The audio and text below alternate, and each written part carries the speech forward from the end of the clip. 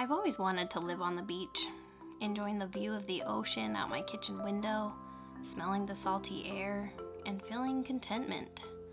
Yet, here I sit at a local reservoir here in my hometown in Utah, only dreaming of a beach house. My kids and I drove here this morning in an effort to maximize the beautiful summer weather.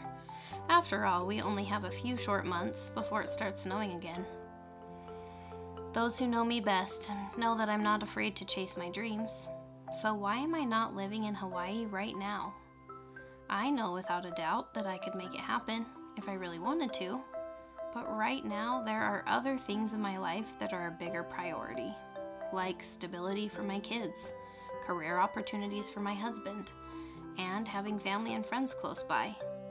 So my current reality is that I don't live anywhere near a beach. And lately, it's been too easy to catch myself thinking I'm never gonna live on the beach. Our life here isn't what I want. Moving would fix everything. Just saying these thoughts out loud brings an overwhelming feeling of discouragement into my body. I've been in that discouraged place for most of this summer, and you wanna know what that's translated to? A lot of wasted time and missed opportunities. I've been bustling around the house without intention. I've been daydreaming instead of being present with my kids. I've been complaining about this or that in my current situation. Before today, I haven't even taken my kids out to this reservoir once. And we still haven't gone on a single hike despite the beautiful mountains around here. Isn't it ironic what I've been creating for myself all this time that I've been thinking our life here isn't what I want and feeling discouraged? The outcome of all those things that I've been doing, and mostly not doing, is that I'm creating a life that isn't what I want. I don't want to be mindless about my space. I want to be intentional. I don't want to be distracted around my kids. I want to be present. And I don't want to complain about life. I want to explore it and have fun. So, what can I do about it? Some might rush to suggest that a move to Hawaii is the solution.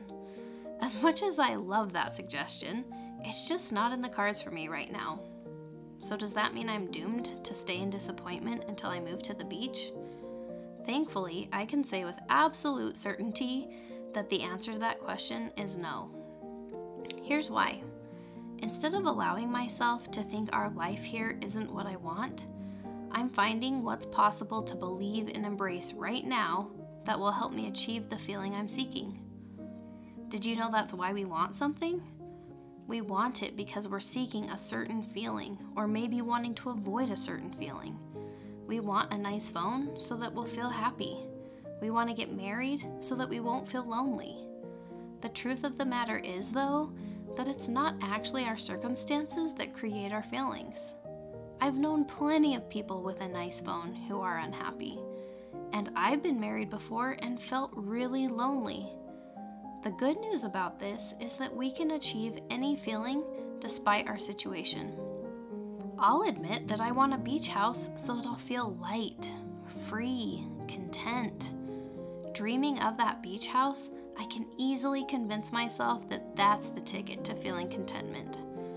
It's a pretty good argument until I realize that some of you listening to this might in fact have a house on the beach right now and feel none of those things. I'm sure there are plenty of people out there who own a beach house and feel stressed. So, having a beach house isn't what triggers a feeling, it's the thoughts we have about it. Another way to look at it is that two people thinking about having a beach house are likely to have two totally different feelings about it. I think about it and feel excitement. Pretty sure my sister would think about it and feel dread. So here I am, convincing myself that how I feel is determined by where I live. I don't have a beach house, so I feel discouraged. But how many people out there don't have a beach house, yet don't feel discouraged at all? My contentment has nothing to do with where I live and has everything to do with the thoughts running through my mind.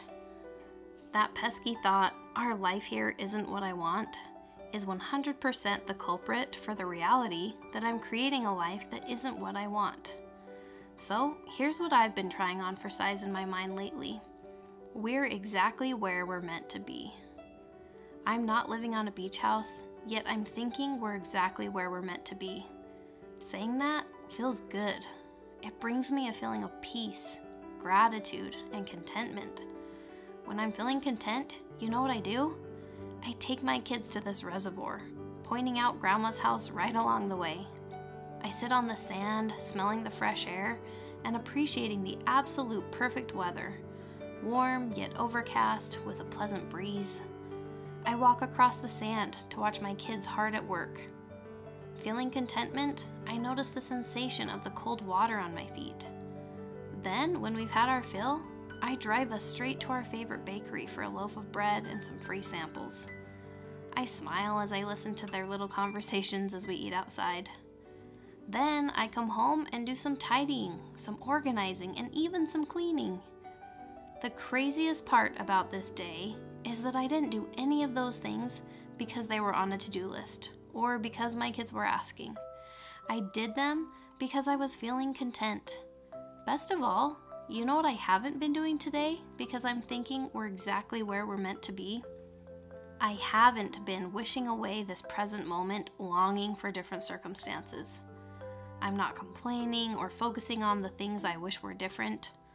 All these things add up to a pretty amazing day that I'm creating for myself. I'm actually proving to myself that we're exactly where we're meant to be. All of this because a simple shift in my thoughts.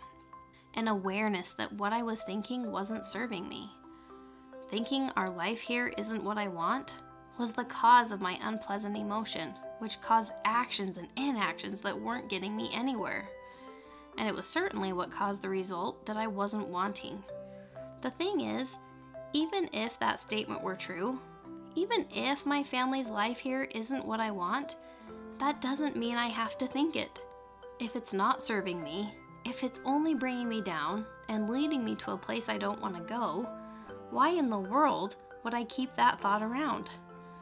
Now, don't for a second think that this shift in my thoughts means that I'm giving up on my dream to live in a beach house. It just means that I'm no longer going to let my happiness depend on it. I'll be striving to feel contentment every step of the way until that dream is realized. So what are you dreaming about? If it's going to take some time to get there, what can you start thinking to find contentment right here, right now?